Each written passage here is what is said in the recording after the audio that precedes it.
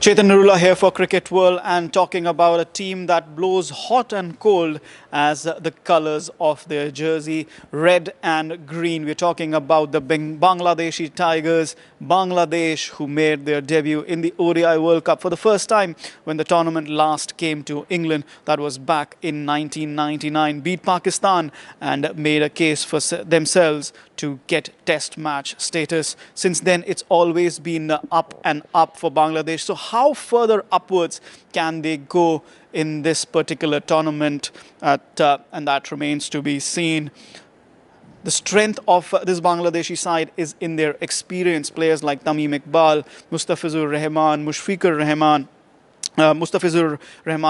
Rahim, beg your pardon, Shakib Al Hassan and Mashrafe Mortaza forming the backbone of a good and exciting Bangladeshi side. But at the same time, you have the likes of Sabir Rahman and Liton Das who provide the X factor lower down the order. So what can Bangladesh hope to achieve? They are a bit like the Pakistani side. They blow hot and cold, like I said earlier at the top of this preview. They're marked by inconsistency. While you expect a bit of a mercurial inconsistency from Pakistan, for Bangladesh, it's more like a sleeping inconsistency. For days on end, they will play poorly, and suddenly one day they will wake up and decide, okay, we need to play well now. And they will show the true colors in terms of how well Bangladesh can actually play. Coming into this tournament, of course, their form has been blowing hot and cold. So it's more a matter of what they can do. Somebody like Tamim Iqbal, attacking batsman at the top of the order. And then you have Shakib Al Hassan, who can anchor the middle order as well. Like I mentioned, Sabir Rahman and Liton Das, they can both provide attacking displays in the lower order.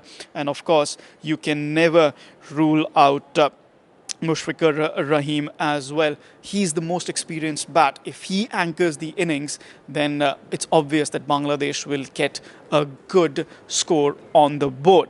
Where do Bangladesh struggle?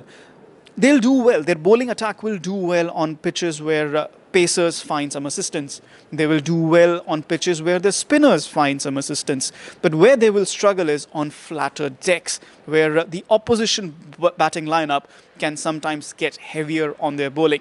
The one glaring weakness for Bangladesh, of course, is their fielding, which can at times, let them really down. And this is one aspect that they will have to work really hard, especially against teams like India, England and Australia, even South Africa for that matter, New Zealand. These are all better fielding sides. Now, where do I see Bangladesh finishing in this World Cup? I think they will be competing with the likes of Pakistan and Sri Lanka for the lower half of the tournament, or the lower half of the table, points table. In fact, they will find competition from the sides like New Zealand and West Indies and Afghanistan, who are all better sides on paper. Maybe not Afghanistan. A lot of Bangladeshi fans might find that comment unacceptable, but Bangladesh versus Afghanistan is a game that I would really pay attention to. In a lot of ways, Afghanistan have made so much progress, which reminds you of what Bangladesh used to be maybe 10 years ago. But since then, they've hit a bit of a barrier. They're just not climbing upwards anymore. Could this be the restart for them? Could this be the restarting point for them? And could they just decide, okay, these are our goals. This is the different goal for Bangladeshi cricket. I think they will be competing with the likes of Pakistan and Sri Lanka for the wooden spoon. And I would be very happy if they can prove this prediction wrong.